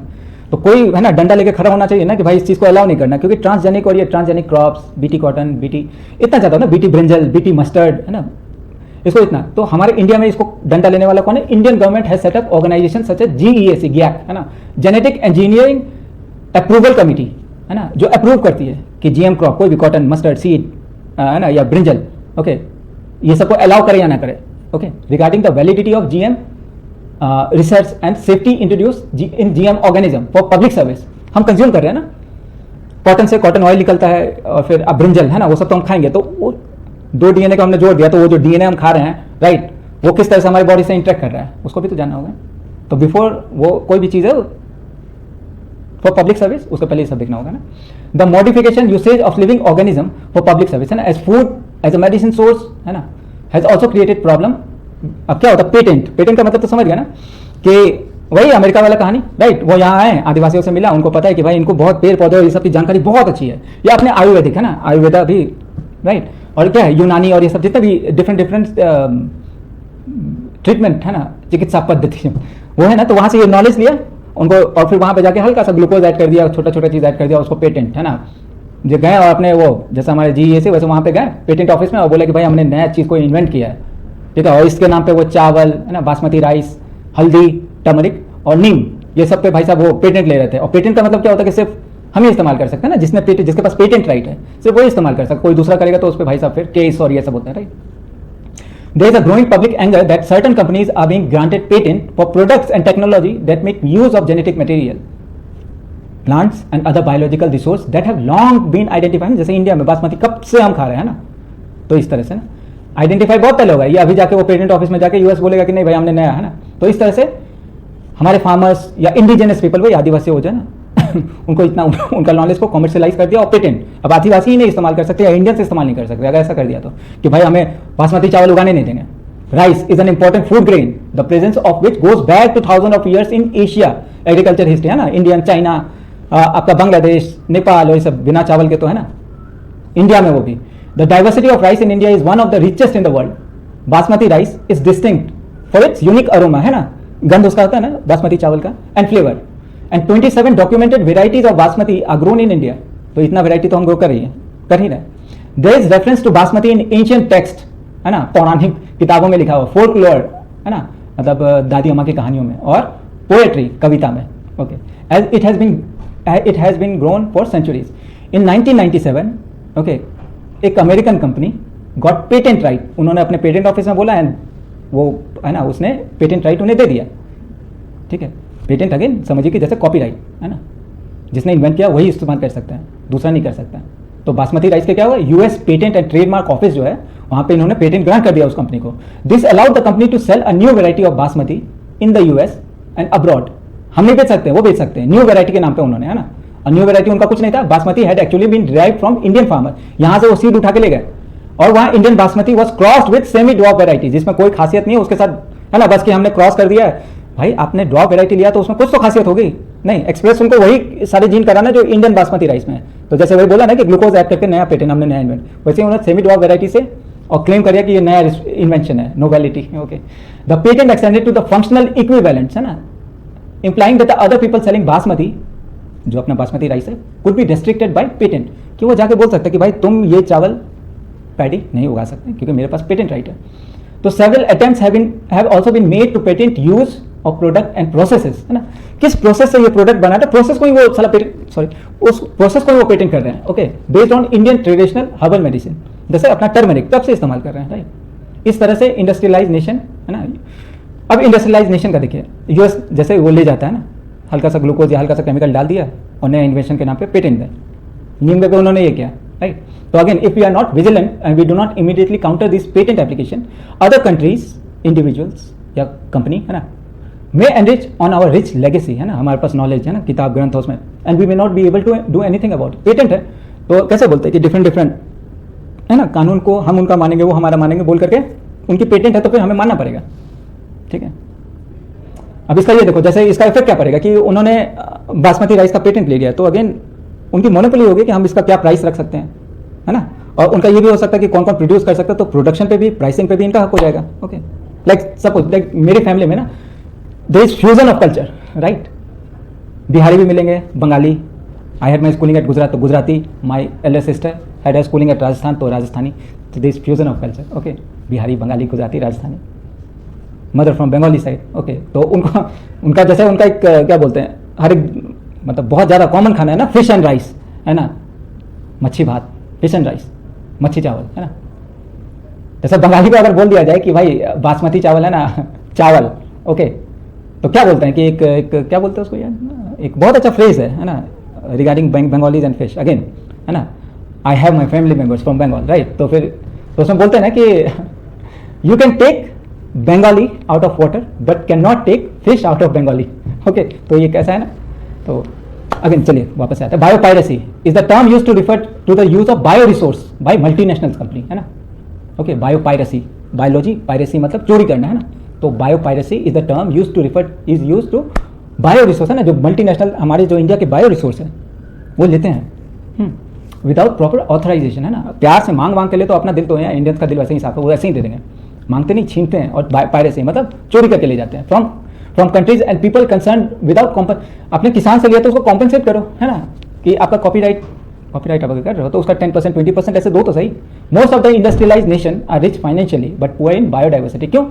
जैसा अभी इंडिया के भी जैसा हमारा इंडिया के बारे में बोलते हैं ना, कृषि प्रधान देश है, राइट। और अगेन समवट क्योंकि एग्रीकल्चर जो है वो फायदे का सौदा नहीं है, तो फिर क्या करते हैं कि लार्ज, जिसको बोलते हैं ना, large population is involve in, है ना, वो जो काम वाम करते हैं एग्रीकल्चर, राइट।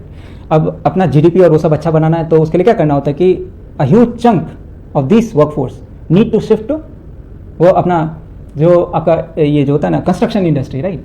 तो क्या हुआ कि डेफिनेट सोर्स है ना, जैसा जो लैंड है इंडिया का वो एक डेफिनेट रिसोर्स है, हम बढ़ा तो नहीं सकते लैंड, है ना। तो फिर उसका क्या है कि उस लैंड पे हमें प्रोडक्शन ज़्यादा चाहिए, राइट, पॉपुलेशन बढ़ रहा है।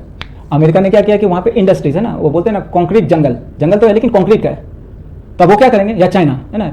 तो एक तरफ आप बोल सकते हैं कि आप किसी कंट्री के डेवलपमेंट को ऐसे देखते हो ना कि यार कितने शीशे के बिल्डिंग्स हैं और कितना ये, राइट, लेकिन अगेन उन पर भूखमरी है ना, वो उनको प्लांट्स को उगाने के लिए, ठीक है, अफ्रीका पे, इसलिए अफ्रीका पे इतना जोर दिया हुआ है। Again on my other channel India China relation with Africa, है ना, ये करके हमारा जनरल स्टडीज होता है ना यूपीएससी का, उसमें इंपॉर्टेंट, तो उसमें अच्छे से डिस्कस किया कि अफ्रीका क्यों, क्योंकि उसके पास लैंड मिनरल और ये सब रिसोर्सेज जो है ना, फर्टाइल लैंड। तो अगर आपकी इकोनॉमी ऐसे चल रही है, एग्रीकल्चर से आप, है ना, मैन्युफैक्चरिंग और तो इंडस्ट्री बनाया, वो कंक्रीट जंगल ऑफिसेज और ये सब बनाए, तो आपका जो फर्टाइल लैंड है वो तो कम हो गया, है ना, जो फॉरेस्ट की जमीन थी उसको आपने, है ना, इसमें खर्च कर दिया बिल्डिंग और ये सब में। इस कारण से ये पूरा का पूरा वो चेंज हो जाता है ना, कि अमेरिका इसलिए तो चोरी कर रही है, हमारे इंडिया में आते हैं चोरी करके वो, है ना, बायो पायरेसी और ये सब, तो इसके पीछे। तो इन कॉन्ट्रास्ट क्या होता है, हमारी डेवलपिंग है ना, हमारा हिमालयन डेजर्ट, लक्षद्वीप और ये सब कितना बायो, है ना, वो बोलते हैं ना कि bio rich, biodiversity rich places, है ना, तो कितना ज़्यादा हमारे पास, और हमारे पास ट्रेडिशनल नॉलेज भी है, राइट। वो जो हर एक जगह के, है ना, वो जो बोलते हैं कि जो लोकल पॉपुलेशन है ना उस जगह की, राजस्थान के लोग को राजस्थानी गर्मी में कैसे सर्वाइव करना है ना, जो हिमालयन में होंगे तो वहाँ पे भी जो है उनको किस तरह का खाना खाना है, किस तरह वो उनको पता होता है। Traditional knowledge relate to the bio resource can be exploited and develop modern application and can also be use to save time, effort, expenditure, है ना, ड्यूरिंग द कॉमर्शलाइजेशन।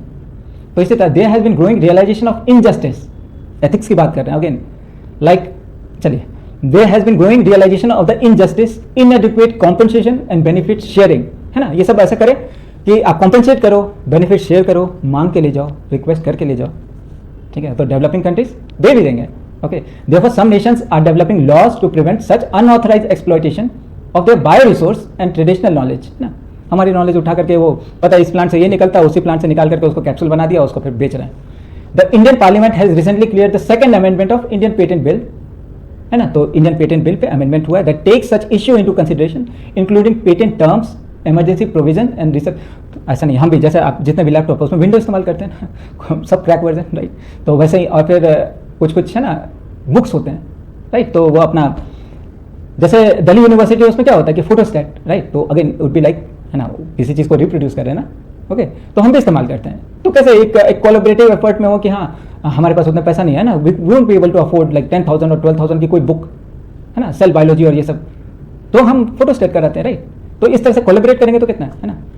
तो again this conclude our chapter, okay, thanks for watching, listening. Again एक चीज़ है that I discussed in my other channel, आपसे भी कर लेता हूँ कि लोग बहुत जल्दी आपका ये नीट का एग्जाम है, right. If you are not through with your syllabus, okay, तो एक है ना विशफुल थिंकिंग मत कीजिएगा कि तुक्के में मारे हैं निकल जाए, ओके, मेहनत करना होता है ना, that takes patience and time, okay. आपकी जनरेशन को स्पेशली समझाना पड़ता है कि वो वाला लाइक, है ना, unless until I score 95% won't be, ठीक है, ऐसा नहीं है ना, I turn out well, scored around 75%, right, इतना प्रेशर है। 12th हुआ है तो गो एक्सप्लोर योरसेल्फ, है ना, रील्स बनाइए अपना, टिकटॉक रील्स जो भी चीज़ है वो बनाइए ना, एक्सप्लोर योरसेल्फ कि आप क्या बनना चाहते हैं, राइट। नीट में आपको जाना है या यूपीएससी करना है या फिर कोई प्राइवेट में या कोई रिसर्चशिप में जाना है, तो एक्सप्लोर योरसेल्फ, है ना, ये नहीं कि सब दबाव डाल दें तो आप घुस गए, okay, that won't help you in a long run, okay. Doctor बनना है, if you aiming for AIIMS, okay, तो उतना तो मेहनत करना होगा ना, ओके। अब मुझे कैसे पता चलेगा you understood all stuff, okay. तो अब जो नेक्स्ट वीडियो होगा would contain 50 MCQ multiple choice question related to this topic biotech का, है ना, तब मुझे श्योर होगा ना यू ऑल अंडरस्टूड, ओके। तो अगेन डू सब्सक्राइब अगर लगे कि ये अच्छा है, और फिर क्रिटिसाइज भी, है ना, कि ओके आप बोलो ऐसे कि मामा, सॉरी, ऐसा है ना कि यार व्हाट शुड यू कॉल, मतलब ऐसे है कि राहुल सर, नहीं you all are kids right, तो you can call me uncle, Rahul uncle, Rahul sir से राहुल अंकल, ओके क्रिटिसाइज करो, ओके अगर आपको अच्छा लगा है ना तो डू सब्सक्राइब द चैनल, पसंद आए तो फिर गो एंड विजिट, है ना, वहाँ पे भी करंट अफेयर्स ही चल रहा होता है ना, जो अदर चैनल है उसमें आपका करंट अफेयर ही चल रहा होता है ना, कि आप न्यूज़पेपर पढ़ने का टाइम नहीं है तो है ना, विद इन 45 मिनट्स और ऐसे आपको है ना अच्छा नॉलेज हो जाएगा कि कॉन्स्टिट्यूशनल बॉडीज है ना, वो अभी आप आपके लिए तो अभी तो आप इस पर फोकस करो, अगर अच्छा लगे तो उस चैनल को कभी टाइम मिले तो है ना। अगेन थोड़ा हेजिटेंट है कि आपको बोले कि आप लाइक शेयर सब्सक्राइब वो आप कर दोगे ना, अपने ही तो ओके।